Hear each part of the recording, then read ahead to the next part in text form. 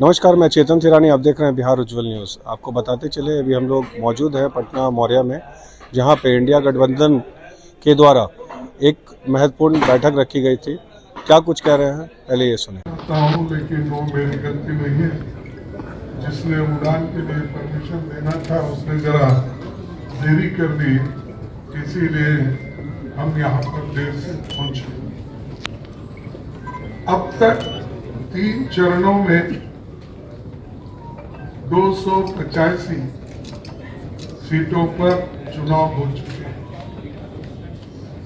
आज शाम 5 बजे तक चौथे चरण का चुनाव प्रचार रुक जाएगा और 13 तारीख को 96 सीटों पर मतदान होगा, जिसके बाद कुल 381 लोकसभा सीटों पर चुनाव पूरा हो चुका है। कल मैं तेलंगाना और आंध्र प्रदेश में प्रचार कर रहा था। मुझे बताते हुए अत्यंत प्रसन्नता है कि मोदी जी के लिए सरकार बना पाना अत्यंत मुश्किल है। कल मैं एक तरफ मेरा पब्लिक मीटिंग था और तेलंगाना में उनका भी पब्लिक मीटिंग था। वो देखने के बाद ऐसा लग रहा था कि जो वो हमेशा अपनी बात जो रखते थे, बड़े एक अभिमान के साथ बोलने का और गर्व के साथ बोलने का जो था, वो उसमें नहीं दिखा था। और जो केंद्रीय सत्ताधारी जनता के खिलाफ, बीजेपी के खिलाफ जनता में बहुत बड़ा रोष है। रोष इसलिए है कि बेरोजगारी और जो इन्फ्लेशन है ये इतना बढ़ रहा है कि सामान्य जनता उसमें यानी वो सह नहीं पा सकती, इतना बोझा उसका हो गया। और इसीलिए सभी लोग परेशान हैं। इन्होंने तो पहले बहुत वायदे किए थे, नौकरियों के वायदे किए थे। हमको 20 करोड़ नौकरियां देनी थी, तो उन्होंने नहीं दी, लेकिन उसके बारे में वो कुछ नहीं बोलते। दूसरी चीज, इन्फ्लेशन के बारे में, जो महंगाई के बारे में वो कुछ नहीं बोलते। वो भी अपने भाषण में कहीं भी जिक्र नहीं करते।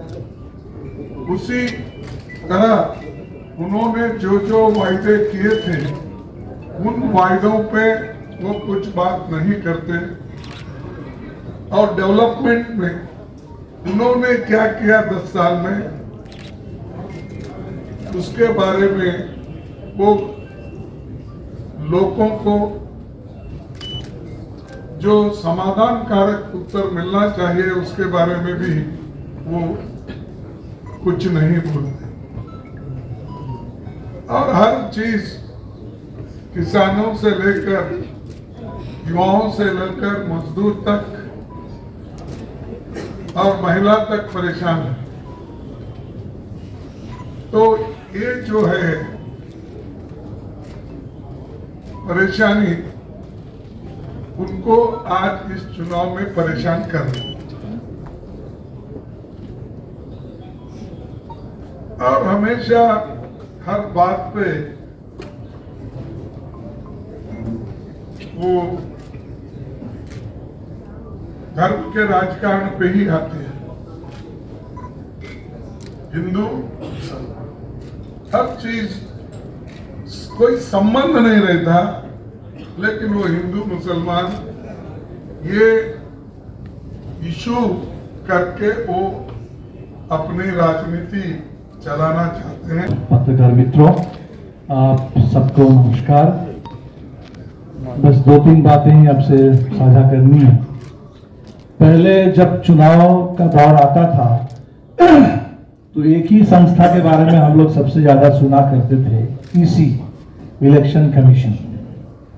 और मोदी जी के दौर में अब ईसी के बारे में कम और ईडी के बारे में ज्यादा सुनाई देता है। सामने से ईडी और पर्दे के पीछे से एक ईबी भी था, इलेक्टोरल बॉन्ड। तो सुप्रीम कोर्ट ने एक अच्छा काम तो किया, इलेक्टोरल बॉन्ड को अनकॉन्स्टिट्यूशनल करार दिया। और कल हमने देखा जिस आधार पर सुप्रीम कोर्ट ने अंतरिम जमानत दी अरविंद केजरीवाल जी को, मैं समझता हूं कि ये भारत के लोकतंत्र के लिए बहुत जरूरी और स्वागत योग्य फैसला है। ईडी को रिस्ट्रेन किया गया। ईडी जिस तरीके से दखलंदाजी ईडी की हो रही है चुनाव में, और जो चुनाव के फ्री एंड फेयर इलेक्शन को बाधित कर रहा था, उस पर एक हद तक रोक लगी। तो हमें लगता है कि आगे जो और 4 चरण के चुनाव है तो सुप्रीम कोर्ट की नजर रहेगी, पूरे देश की नजर रहेगी, और इस चुनाव को हम लोग जहां तक संभव हो जन दबाव से फ्री और फेयर बना के रखेंगे। हमें बहुत अफसोस है, कल इंडिया गठबंधन की ओर से एक डेलीगेशन ने ईसी को मिला था और हम लोगों के जो 2 मुख्य शिकायतें थी, एक तो चुनाव के डेटा को लेकर के अभी तक चुनाव आयोग की ओर से कोई स्पष्टीकरण ढंग का नहीं मिला, और दूसरा जो 16 मार्च को राजीव कुमार जी ने चुनाव के शेड्यूल घोषणा करते समय जो उन्होंने वादा किया था कि मॉडल कोड ऑफ कंडक्ट उसको लागू किया जाएगा, किसी तरह के हेट स्पीच पर रोक लगाई जाएगी, चाहे जितने बड़े नेता हो उन पर कार्रवाई करने में ईसी पीछे नहीं रहेगा।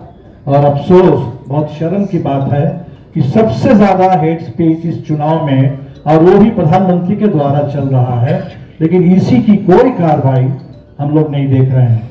हमने ईसी से अपील की थी कि आप कार्रवाई करें, तो ईसी ने एक पोस्टमास्टर की भूमिका निभाई, हमारी चिट्ठियों को नड्डा साहब को फॉरवर्ड कर दिया कि ये शिकायत मिली है, लेकिन ईसी ने कोई कार्रवाई नहीं की। मोदी जी लगातार, खासकर पहले चरण के बाद से ही, हर मुद्दे पर हिंदू मुस्लिम कर रहे हैं। पूरे रिजर्वेशन की बहस को उसमें भी उन्होंने हिंदू मुस्लिम घुसाया।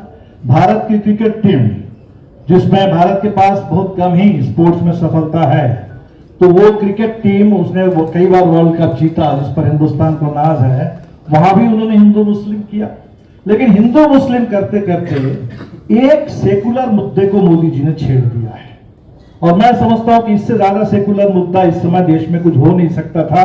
जो मोदी जी ने कहा कि अदानी और अंबानी टेम्पो में भर भर करके काला धन पहुंचा रहे हैं, तो बाकी तो झूठ बोलते हैं, नफरत फैलाते हैं। इसको मैं मानता हूं एक कन्फेशनल स्टेटमेंट। एक कन्फेशनल स्टेटमेंट देश के सामने उन्होंने रखा, 3-in-1 कन्फेशन। उस एक वाक्य में एक जो उन्होंने एक इमेजरी प्रस्तुत की, उसमें 3 कन्फेशन है। नंबर 1, जो मोदी जी का दावा था नोटबंदी के साथ साथ कि काला धन समाप्त हो गया, तो उन्होंने माना कि काला धन का बोलबाला जारी है, चुनाव में काला धन चल रहा है। दूसरा, जब अदानी के बारे में हिंडनबर्ग की रिपोर्ट आई और संसद में ज्वाइंट पार्लियामेंट्री कमेटी की डिमांड उठ रही थी, उसको उन्होंने दबाया और ये कहा कि अदानी हिंदुस्तान के गर्व के प्रतीक है, देश के प्राइड का है। अदानी के बारे में जो बोलेंगे वो एंटी नेशनल है। और आज उसी अदानी पर मोदी जी ने आरोप लगा दिया कि अदानी और अंबानी वो यही काम कर रहे हैं कि टेम्पो में भर भर करके नोट पहुंचा दे रहे हैं। और ये भी उन्होंने साफ कर दिया कि इस देश में जो ईडी और सीबीआई और आईटी की जो कार्रवाई होती है, अगर ये बात सही है तो अदानी और अंबानी पर कार्रवाई होनी चाहिए, ईडी का छापा पड़ना चाहिए। लेकिन अगर नहीं पड़ रहा है तो ये भी मोदी जी ने कबूल कर दिया कि ईडी, सीबीआई, आईटी, इसका इस्तेमाल बिल्कुल सिलेक्टिव ढंग से हो रहा है। लगातार बात की है वो है नौकरी का मतलब तेजस्वी, और ये प्रण पत्र उसी आपकी गारंटी से निकला है। ये वचन ये है कि बिहार के गांव-गांव में लोग नौकरी देख रहे हैं सर, भैंस नहीं देख रहे हैं। लाख कोशिश की प्रधानमंत्री ने कि भैंस देखो, लोग नौकरी देख रहे हैं, रोजगार देख रहे हैं। दूसरी चीज, माननीय खड़गे साहब के माध्यम से मैं कहूं कि संविधान कितना खतरे में है, परेशानी में है, इसके लिए हमें कुछ प्रोपेगेंडा करने की, प्रचार करने की जरूरत नहीं पड़ी। गांव गांव तक ये बात पहुंच गई है कि ये लोग अगर आए तो संविधान के बदले गुरुजी गोलवलकर का बंच ऑफ थॉट लागू होगा। संविधान और आरक्षण को लेकर के जो भ्रांतियां फैलाई भाजपा के लोगों ने, और किनको दोष दूं, प्रधानमंत्री, मेरे भी प्रधानमंत्री हैं, लेकिन शहंशाह झूठ हो गए। न प्रधानमंत्री जी, मैंने कहा था हास्य में कि अगर उनकी सभाओं में झूठ पकड़ने की मशीन लगाई दी तो मशीन फेल कर जाएगी, उसका ग्रीस काम नहीं करेगा।